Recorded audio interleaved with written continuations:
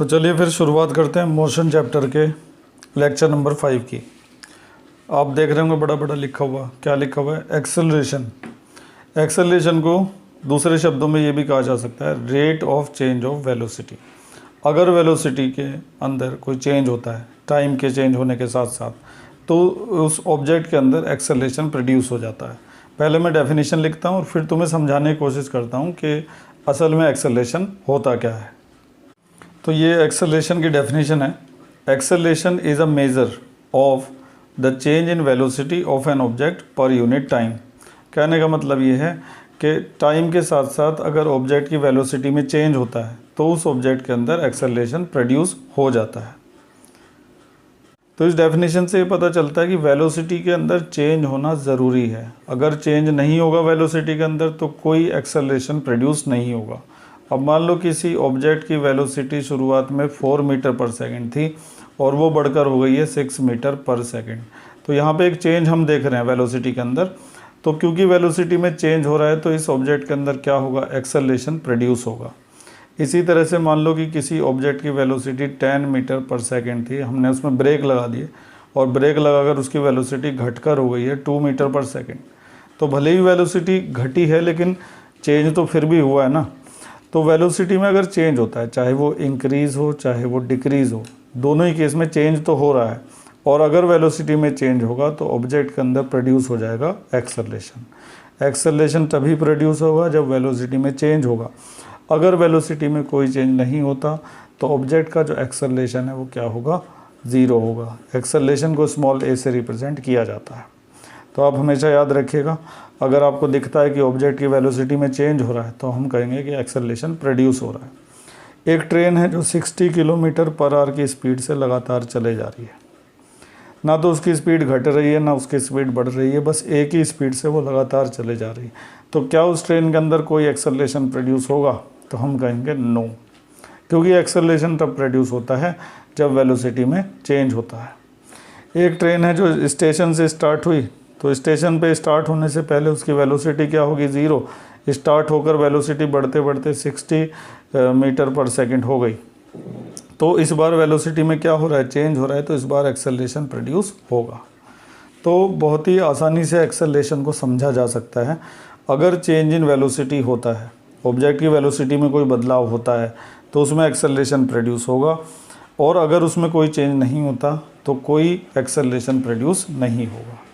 तो change in velocity of an object per unit time, time के साथ साथ वेलोसिटी में जो चेंज होगा उसको क्या कहा जाएगा? एक्सेलरेशन कहा जाएगा। तो यूनिट टाइम में ऑब्जेक्ट की वेलोसिटी में जो भी बदलाव होगा उससे ऑब्जेक्ट के एक्सेलरेशन की मेजरमेंट निकाली जा सकती है, मतलब उसका एक्सेलरेशन नापा जा सकता है। तो एक्सेलरेशन को हमने करीब करीब समझ लिया है, लेकिन अभी बहुत कुछ समझना है एक्सेलरेशन के बारे में। आज का जो पूरा लेक्चर है वो एक्सेलरेशन को ही समर्पित है। तो सबसे पहले डेफिनेशन हो चुकी है, उसको हमने समझ भी लिया है। अब बारी आती है फॉर्मूले की। तो ये एक्सेलरेशन का फॉर्मूला होता है change in velocity upon time taken. इस फॉर्मूले को सिंबॉलिक फॉर्म में देखिए कैसे लिखते हैं। एक्सेलरेशन को रिप्रेजेंट करते हैं स्मॉल ए से, और टाइम को रिप्रेजेंट करते हैं स्मॉल टी से, और चेंज इन वेलोसिटी को रिप्रेजेंट करते हैं वी माइनस यू से। ऐसा ज़रूरी नहीं कि v माइनस यू से ही रिप्रेजेंट करोगे, u माइनस वी से भी रिप्रेजेंट कर सकते हो, लेकिन जनरल रिप्रेजेंटेशन ऐसी होती है v minus you upon T. तो वेलोसिटी में जो चेंज होगा उसको कैसे दिखाएंगे? v माइनस यू से। v का मतलब होता है फाइनल वेलोसिटी और u का मतलब होता है इनिशियल वेलोसिटी। एक ट्रेन है जिसकी शुरुआत की वेलोसिटी 0 थी, तो u तो उसका 0 हो गया, और बाद में वेलोसिटी बढ़कर 60 हो गई, तो v जो है वो उसका कितना हो गया? 60 हो गया। ठीक है, तो वेलोसिटी में जो चेंज होगा उसके लिए v में से u को क्या करना पड़ेगा? माइनस करना पड़ेगा। पहले 4 थी वेलोसिटी तो इसको u माना जाएगा, बाद में वेलोसिटी 6 हो गई, इसको v माना जाएगा, और v में से u माइनस करेंगे तो पता लग जाएगा कितने का चेंज हुआ है। तो 4 से 6 हो गई, तो इसका मतलब 2 का चेंज हुआ है।